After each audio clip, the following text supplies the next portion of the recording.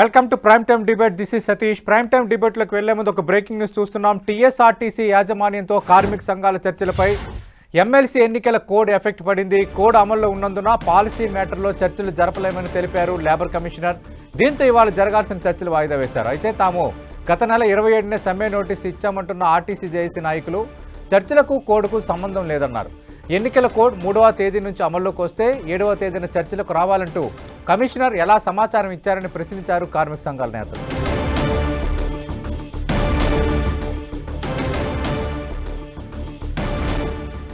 Already RTC సమ్మె notice ఇచ్చిన నేపథ్యంలో తాజాగా ఎన్నికల కోడ్ వర్తిస్తుందని లేబర్ కమిషన్ చేసిన వ్యాఖ్యలపై మరిన్ని వివరాలు అందించడానికి మా ప్రతినిధి కిరణ్ సిద్ధంగా ఉన్నారు.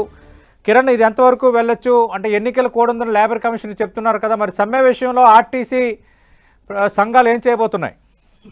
సతీష్, 21 డిమాండ్ల పరిష్కారం కోసం కొద్ది రోజుల క్రితము తెలంగాణలోని తెలంగాణ ఆర్టీసీ సంబంధించిన కార్మిక సంఘాలు యాజమాన్యానికి నోటీసులు ఇచ్చాయి. కానీ ఈ రోజు ఆర్టీసీ యాజమాన్యంతో కార్మికులతో కలిసి కూడా లేబర్ కమిషన్ ఈ రోజు చర్చలకు పిలుపునిచ్చింది. వీరు ఈ నెల 25వ తేదీన సంబంధించి కూడా, అంటే గత నెల 20వ తేదీన ఇచ్చారు.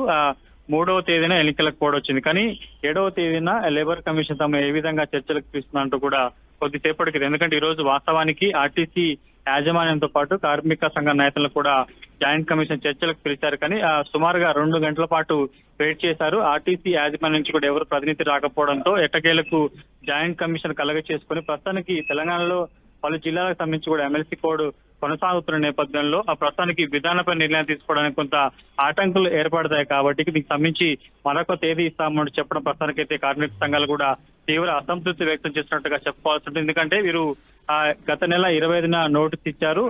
3వ తేదీన తెలంగాణలోని పలు జిల్లాలకు ఎమ్మెల్సీ కోడ్ వచ్చింది. కానీ 7వ తేదీన ఏ విధంగా మాకు 10వ తేదీన చర్చలకు రావాలంటూ నోటీస్ ఇచ్చారంటూ కూడా ప్రస్తుతానికైతే కార్మిక సంఘాలు జాయింట్ కమిషన్ కూడా ఇచ్చినట్టుగా తెలుసు. కానీ ప్రస్తుతానికైతే కొంత విధానమైన చర్యలు తీసుకోవాలంటే కొంత కోడ్ అడ్డంగా వస్తున్న సాకుతో కూడా ఈ తేదీని మరొక చర్చలకు పిలుస్తున్నట్టు కూడా ప్రస్తుతానికి చెప్పిన నేపథ్యంలో కావాలనే ప్రభుత్వం ఇటు ఆర్టీసీ యాజమాన్యం కార్మిక శాఖ తమను దాటవేసే ధోరణి చేస్తుంది. కాబట్టి ఖచ్చితంగా దీనికి సంబంధించి కూడా ఒకటే స్టాండ్ మీద ఉంటాం.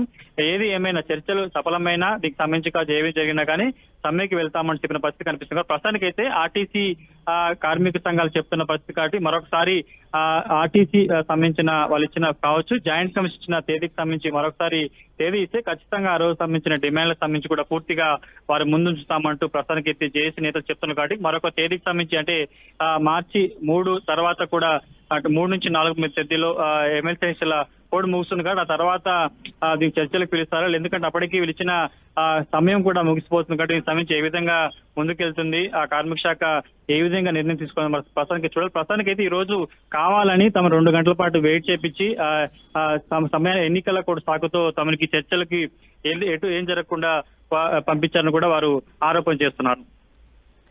అంటే కిరణ్, ప్రభుత్వ స్పందన ఎలా ఉంది ప్రధానంగా కార్మిక సంఘాల డిమాండ్లపై?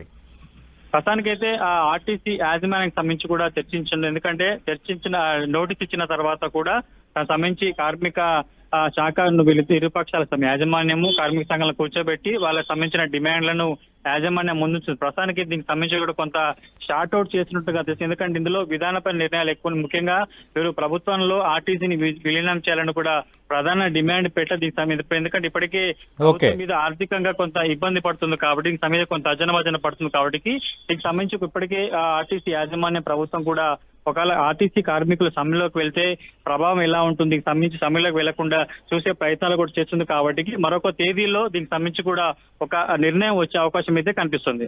రైట్ కిరణ్.